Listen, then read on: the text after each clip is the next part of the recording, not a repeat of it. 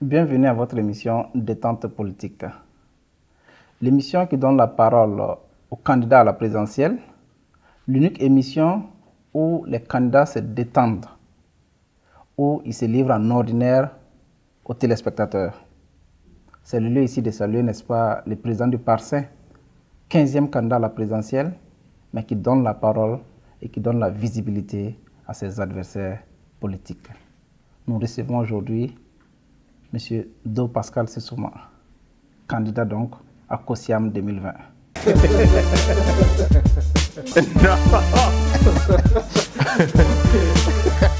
Commençons par vos études, M. Do Pascal Sessouma. Oui. Vous avez fait la communication au Canada. Oui. Ça s'est passé comment?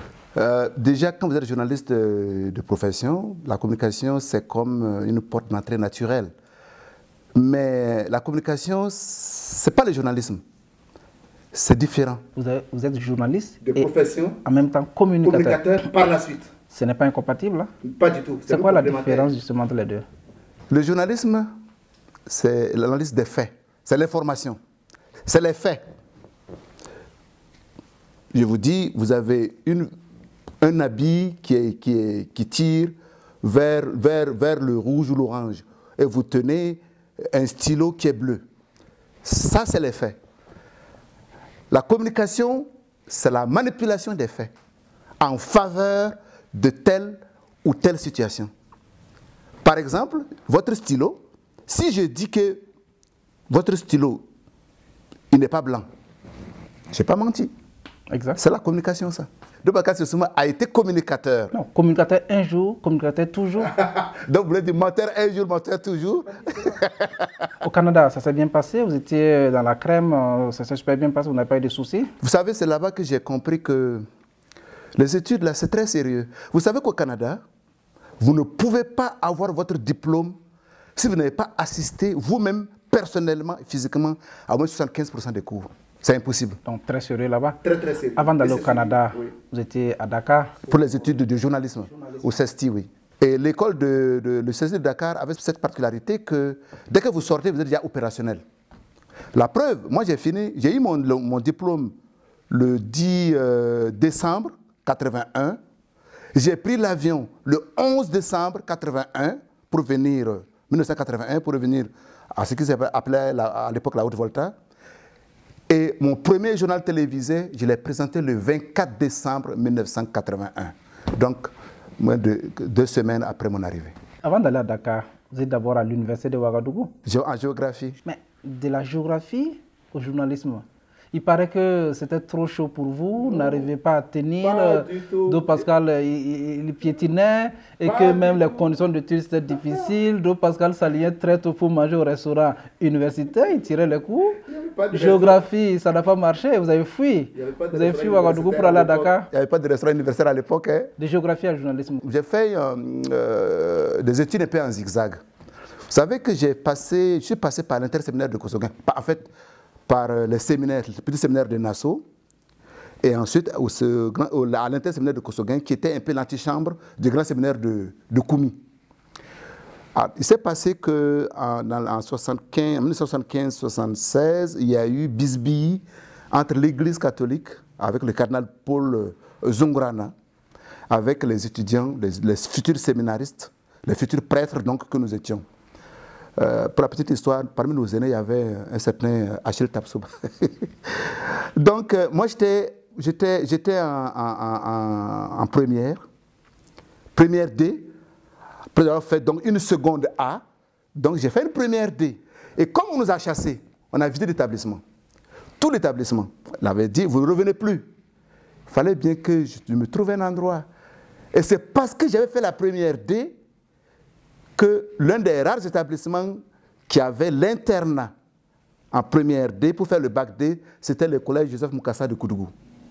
Et le frère Mercier, qui était le directeur à l'époque, a compris mon problème. Il a accepté donc de m'autoriser à venir faire la terminale chez lui. C'est ainsi que j'ai pu bénéficier d'une bourse. Donc j'étais donc à l'internat et j'ai pu faire un bac D. Sauf que j'ai fait le bac D, bah, je n'ai pas été orienté en filière scientifique. L'État m'a orienté en géographie. Donc, première année en géographie, comme vous disiez que je séchais les cours parce que ça n'allait pas, bien au contraire. Vous savez, l'université, je découvre que l'université, c'était un peu relax. Vous avez peut-être cours 3 fois dans la semaine, le reste du temps, vous faites quoi? Vous avez ma CT, je tourne. Mais ça marchait tellement bien qu'à la fin de l'année, je me suis retrouvé 2e de la promotion. Mais le seul problème est que c'était supposé que ce soit l'enseignement, la géographie. Et moi, je ne voulais pas de l'enseignement. Et il s'est passé, tout le monde passait des concours à l'époque pour sortir de l'enseignement en général. Et j'ai passé le concours du journalisme du CETU de Dakar et ça a marché. Le concours a marché, mais comme ça a marché en géographie, j'ai passé en 2e année. Oui. Je me suis dit, mais pourquoi? J'ai gagné le concours du CESTI, je me suis dit, pourquoi m'emmerder? Pourquoi aller changer alors que ça marche si bien, mais sans faire trop d'efforts? J'ai gagné le concours, je ne veux pas y aller. Et c'est là le conseil technique du ministre de l'Information, puisque le concours était organisé dans toute l'Afrique de l'Ouest. Hein. Donc tout le monde était entré, sauf les étudiants du Burkina Faso, de la Haute-Volta à l'époque. On était en retard. Et moi, je suis là, je tergiversais, je ne voulais pas aller. Monsieur David Barry, que je salue au passage, qui était le conseil technique du ministre de l'Information, me dit, mais Pascal, je ne comprends pas. Voici une occasion en toi d'aller faire 3 ans, d'aller faire des stages aux États-Unis, en France, au Canada, de revenir classé en A1, et tu refuses. Tu as fait géographie, tu voudras faire une maîtrise, faire un 2A avant d'être en A1. Ici, là, tu as ça en 3 ans, par les accords qu'on a signés, tu refuses. Là, j'ai dit, mais comment ça? Explique-moi A1, A quoi, c'est quoi ça? Et c'est là que quelqu'un m'a expliqué, j'ai dit, merde, bon, ben, peut-être que, bon, finalement, il a peut-être raison. Voilà comment je suis rentré au CESTI de Dakar, un peu à reculer en fait. Et aujourd'hui, ben, je ne le regrette pas. Oui, seconde A, première D, on fait géographie, après on fait journalisme, après on fait communication. Difficile à suivre ces messieurs. Mais pas du tout. Oui, mais justement, si, parce que déjà à l'école primaire, on nous signalait un dos Pascal pas facile quand même en classe. Hein, pas du tout. Terrible enfant. Vous savez, j'étais un peu frêle. Je n'étais pas costaud, je n'étais pas gros comme maintenant. Non, non, non, non, et puis, je n'étais pas le dernier de la classe. Hein. Pour la petite histoire, là, j'ai toujours fini parmi les 3 premiers pendant toute mon école primaire. Grâce au couscous, à ce qu'on nous signale, parce que vous étiez... Couscous? Quel couscous? Non, on nous dit que dès qu'il était midi, d'autres parce qu'après son petit plat, et puis bon voilà, servez-moi, voilà. Il vous a dit que j'étais frêle. Vous savez quoi, des frêles, là, on ne peut pas être le premier à la soupe, hein, c'est pas possible. Et la cravache, ça pleuvait quand même? On a vécu ça quand même avec un enseignant qui était vraiment violent. Ça, on a vécu une période, on a été traumatisés. Ça, je revois un peu ces images-là. Parce qu'il y avait des enseignants, des instituteurs qui étaient souples. Mon premier instituteur, là, M. Yarou, paix à son âme, il est décédé, c'était un modèle. De grands souvenirs à l'école primaire. Ça, c'est une récitation ou un chant dont vous vous rappelez? Frère Jacques, dormez-vous. Vous avez quand même une belle voix, c'est pas grave. Vous plaît, là. Oui. Mais j'aurais pu vous produire hein, comme musicien. J'aurais fait un piètre musicien, croyez-moi. Non, non, je n'ai pas l'oreille musicale. Passons à la deuxième rubrique, les questions Saint-Saint. Non. Do Pascal Sessouma. Oui. Vous avez été journaliste, présentateur à la RTB, grand reporter au Canada, consultant, journaliste international, on va dire ainsi. Vous avez eu des galiens au Burkina. Au Canada, vous étiez membre de la presse. C'est une belle carrière bien remplie. Parlons-en un peu. C'est vrai que j'ai eu beaucoup de chance. Je n'ai vraiment pas à redire quoi que ce soit par rapport à ça. Ici au Burkina, vous savez, ça a été difficile quand même de décider de revenir au Burkina Faso. Parce que j'étais dans une chaîne de télé qui me respectait, qui m'a donné l'occasion vraiment de... Parce que ce n'est pas donné à tout le monde d'être désigné grand reporter pour parcourir le monde. C'est quoi un grand reporter? C'est quelqu'un à qui on fait confiance pour décortiquer, analyser des projets de société, pour essayer de les expliquer à des téléspectateurs d'un pays donné. Et vous étiez grand reporter au Canada. Exactement. Si vous connaissez l'émission Envoyé spécial de France 2, L'émission Nord-Sud pour laquelle je travaille était un peu dans ce style-là. Ça, c'est une fierté pour le Burkina Faso qu'un de ses fils soit grand reporter dans une grande télévision au Canada. Que ça a même porté fruit. Un jour, j'ai reçu une lettre d'élèves du Canada qui voulaient correspondre avec des élèves du Burkina Faso. Naturellement, j'ai envoyé la correspondance à l'ambassade du Burkina Faso à Ottawa, au Canada, qui, à son tour, je crois, a envoyé la correspondance à une école ou bien au ministère, je ne sais pas trop. Toujours est-il que, d'après ce que j'ai eu comme retour d'information, les élèves du Burkina Faso n'ont jamais pu répondre aux élèves du Canada qui ont envoyé la correspondance. Tout simplement, semble-t-il, parce que les décideurs, là, les instituteurs ou les directeurs n'arrivaient pas à s'entendre sur quelle école allait répondre et si oui, qui allait payer pour les timbres, pour la correspondance. Et c'est resté comme ça. On m'a demandé, mais monsieur Sissouma, j'ai dit, moi j'appelle à l'ambassade, on dit, ah, on a envoyé à Ouagadougou, on attend là-dessus. Finalement, jusqu'à ce que je quitte. C'est dommage, hein.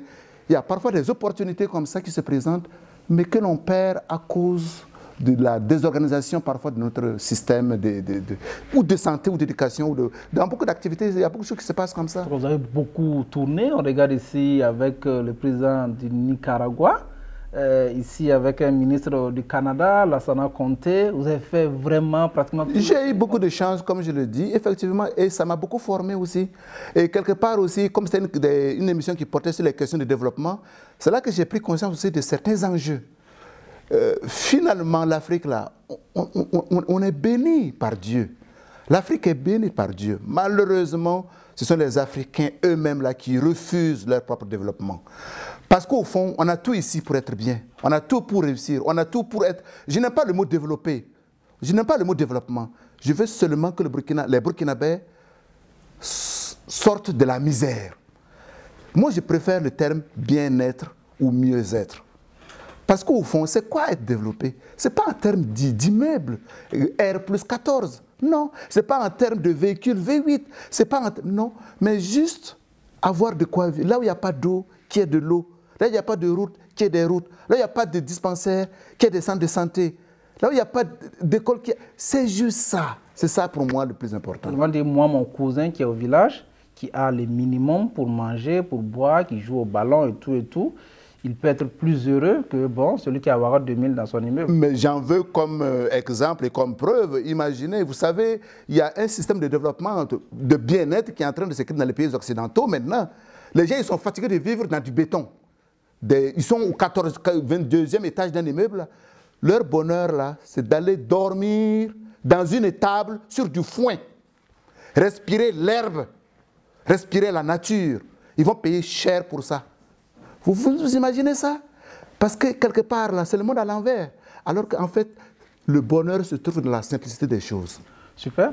Restons toujours sur votre carrière où vous avez fait les beaux jours de la RTV comme présentateur vedette du 20h. Quelques souvenirs? Je suis fier et heureux de pouvoir dire que je suis l'un des rares journalistes qui a pu discuter avec Thomas Sankara comme je discute avec vous. Plus d'une fois. Vous savez, entre la télé qui se trouvait à l'époque à la radio, ça s'appelait Volta Vision, c'est les mêmes locaux. Le concept de l'entente était juste, c'est juste un mur qui séparait les deux. Quand la téléspeakerine annonçait à l'époque, le journal sera présenté par Dou Pascal Sissouma, dès que je suis en studio, dès que je quitte mon studio à la fin de mon journal, je trouve le capitaine Thomas Sankara assis dans la salle de rédaction en train de m'attendre. Sankara lui-même. Et pour faire quoi? Pour discuter avec vous? Exact. Des fois, il était content de ce que je disais, mais des fois, c'était chaud entre nous. Il y a des moments où il me disait, camarade Sissouma, ça, je ne suis pas d'accord avec vous. Et c'est là que j'ai compris que Thomas Sankara était très intelligent. Il était vraiment passionné de son peuple. Et quelque part là, il était très têtu aussi. Têtu? Dans la discussion intellectuelle, là, il fallait que ça finisse toujours sur que ce soit lui qui ait raison. Sinon, vous allez continuer jusqu'à 2 h du matin. Ah non, là-dessus, là, les gens, ceux qui le connaissent, là, peuvent m'en témoigner. C'est peut-être la marque des grands hommes aussi. Et c'est là aussi qu'il a eu à me dire des choses qui m'ont étonné moi-même. Là. Il a dit, camarade Sissouma, voyez-vous, je sais que tout n'est pas rose dans la révolution. Je sais qu'il y a des choses qui se font dans mon dos, mais je dois assumer, parce que c'est moi le président. Il savait que, par exemple, les CDR, le comportement des CDR n'était pas toujours des plus catholiques, là, mais il a dit, je dois assumer.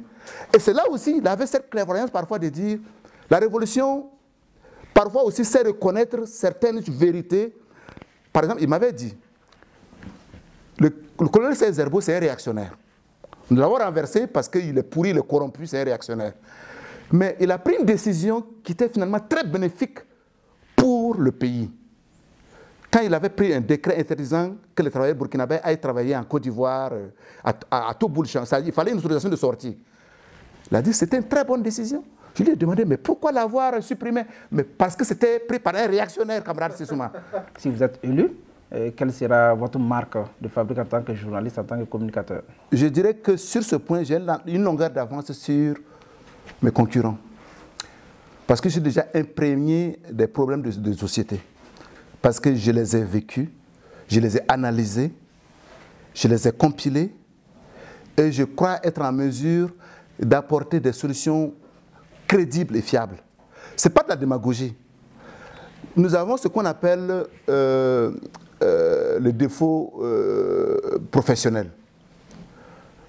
À force d'être dans quelque chose, on finit par se dire, parce que le journaliste par définition ne peut pas mentir. Parce que si vous mentez une fois, on ne vous croit plus. Et c'est pour ça qu'il est demandé à un journaliste, avant de dévoiler une information, de la vérifier 3 fois. Un journaliste qui devient président, ça sera, ce qu'il dit, ça sera exact. Je suis exigeant. Ça, c'est une qualité. Et je suis intransigeant. Ça, c'est le défaut. Et je maintiens, par rapport à une question fondamentale, qui est la lutte, par exemple, contre la corruption, je serai intransigeant. J'ai même dit, les gens l'ont entendu, je vous le jure, général Kweno, que si jamais quelqu'un est convaincu des détournements de fonds de 1 milliard de francs, monsieur, il faut remettre. Vous savez où vous avez planqué ça? Remettez. Je vous le jure, si vous ne remettez pas, je vous ferai fusiller. Oh. Oui, je le ferai. Mais la peine de mort interdite au Burkina, c'est supprimé. Monsieur, je vous ai dit, remettez, vous aurez la vie sauve. Oui, non, mais attendez, vous n'allez pas aller... Non, vous n'allez pas aller à l'encontre quand même de la loi. La peine de mort a été abrogée. J'ai dit, remettez. Oui. Si vous remettez, il n'y a pas de problème. Et si on ne remet pas? Oui. Mais justement, vous voulez vous suicider? Non. Si vous dites, vous remettez, à la limite, la peine de mort est abolie. Oui. Le suicide est légal. Pour moi, ce sera un suicide. Je mets ça dans le compte, sur le compte du suicide. Je vous ai dit de remettre, non? Mais remettez. Allons-y pour la 3e rubrique. Salut l'artiste politique. Non. Le Pascal, vous êtes un homme politique. Je commence à le devenir. La politique, c'est un art. Oui, on dit que c'est un art, oui. Donc, vous êtes un artiste. Je ne sais pas. Si la politique est un art et que vous êtes un homme politique, c'est que vous êtes un artiste. On peut d'abord être apprenti artiste avant de devenir artiste accompli. Journaliste que vous êtes, vous n'allez pas nous faire dévier de notre question. Loin de moi cette idée. Humour et politique, quel lien on peut faire? En principe, il n'y a pas de lien entre les deux. Parce qu'un homme politique, par définition, il doit être sérieux. Très sérieux. Mais le problème est qu'un homme qui n'est pas capable de rire de lui-même, comme quelqu'un l'a dit, c'est un homme dangereux. C'est Nietzsche qui l'a dit dans une phrase célèbre, en parlant aux dames, « Mesdames, ne faites jamais confiance à un homme qui ne sait pas danser. » Ça veut dire beaucoup de choses. Ça veut dire que si un homme n'est pas capable de pouvoir rire de lui-même, ça veut dire que c'est un homme qui peut être dangereux parce qu'on ne peut jamais savoir à qui on a affaire. Et c'est le sens en fait de cette phrase. Je pense que l'humour, il ne faut pas confondre être sérieux, faire de l'humour et être plaisantin. Ce n'est pas la même chose. On peut faire de l'humour tout en étant sérieux, comme ce que nous faisons actuellement.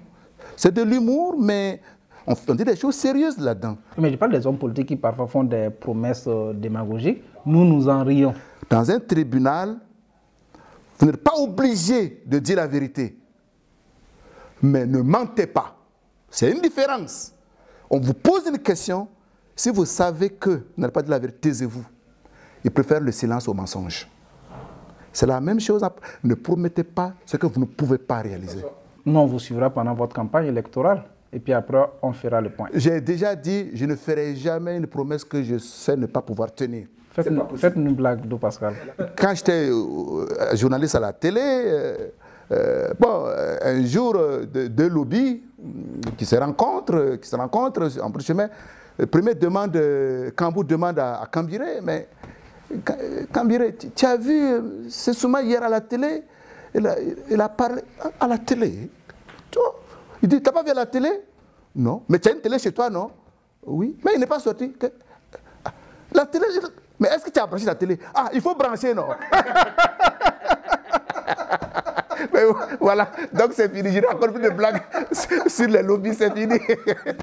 Allons-y pour la dernière rubrique, passe-temps.